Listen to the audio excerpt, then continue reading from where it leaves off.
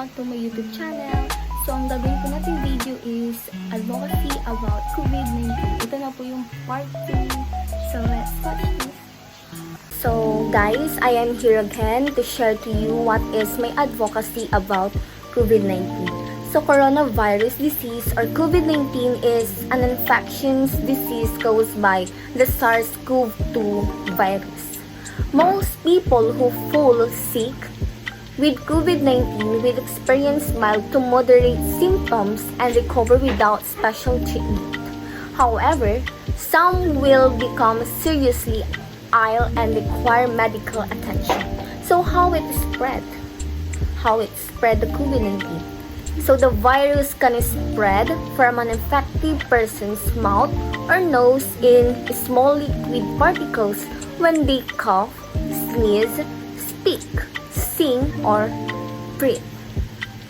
These particles range from larger respiratory droplets to smaller aerosols. You can be infected by breathing and the virus if you are near someone who has COVID-19 or by touching a contaminated surface and then your eyes, nose, or mouth. The virus spread more easily indoors and crowded setting. So, paano ba tayo magiging ligtas sa COVID-19?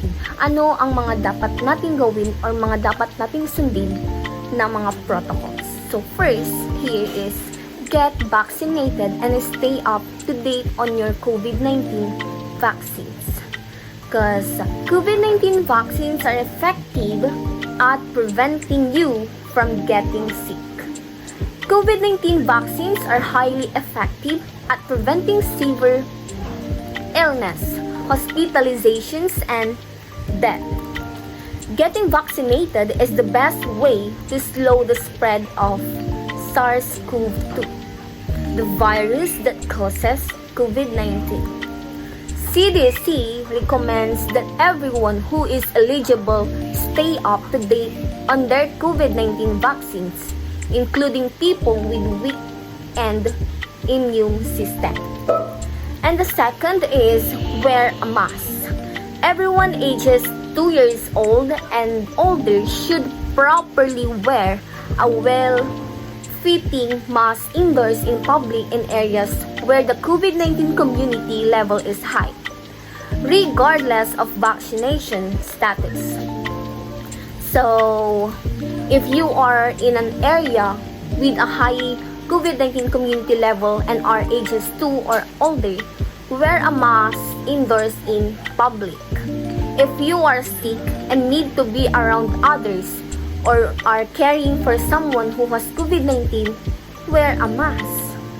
And if you are at increased risks for severe illness of life with or spend time with someone at higher risk, speak to your healthcare provider about wearing a mask at medium COVID-19 community levels. And also, people who have a condition or are taking medications that weaken their immune system may not be fully protected even if they are not up to date on their COVID-19 vaccines. They should talk to their healthcare providers about what additional precautions may be necessary.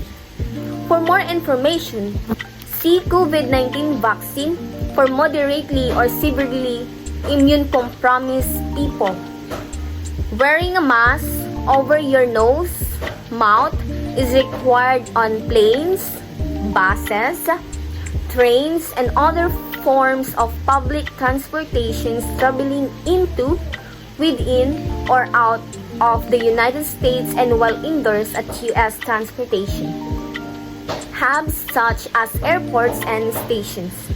Travelers are not required to wear a mask in outdoor areas of a convenience like on open deck areas or a ferry or the uncovered top deck of a bus. And the third is stay 6 feet away from the others. So inside your home, avoid close contact with people who are sick if possible. If possible, maintain a 6 feet between the person who is sick and other household members. If you are taking care of someone who is sick, make sure that you properly wear a well-fitting mask and follow other steps to protect yourself. So, indoors in public, if you are not up to date on COVID-19 vaccines, stay at least 6 feet away from the others people.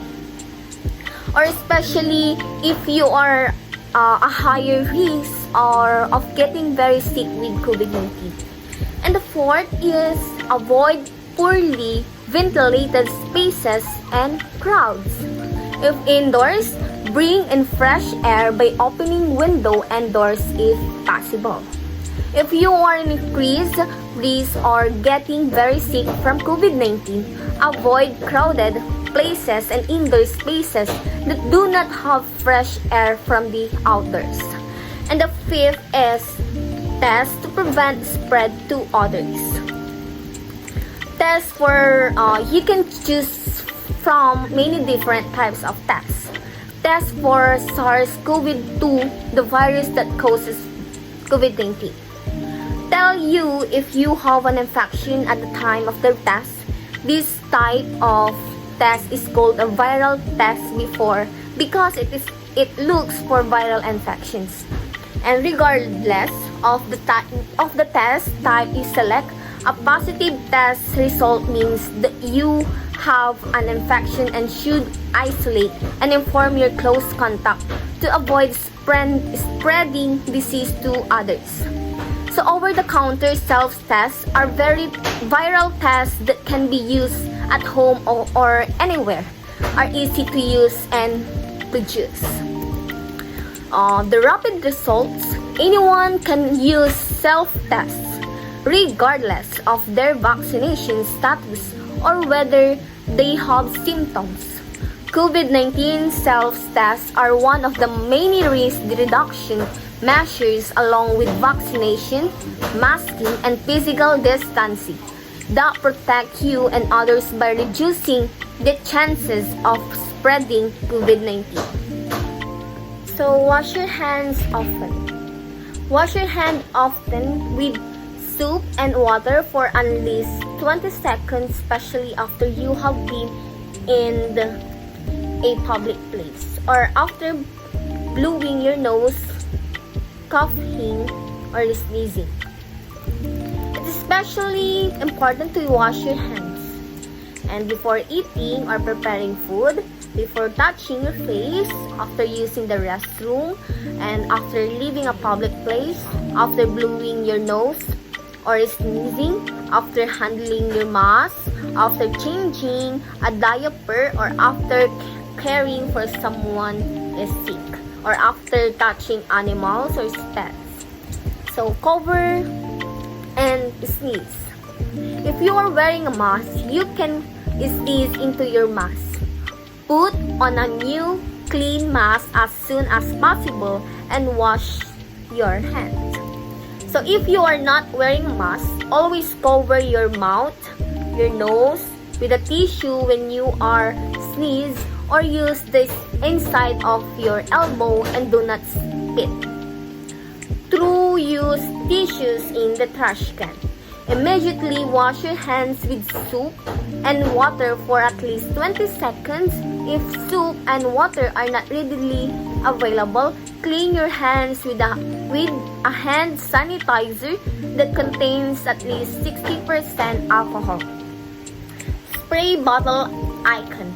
Clean and disinfect clean high-touch surfaces regularly or as needed, and after you have visitors in your home.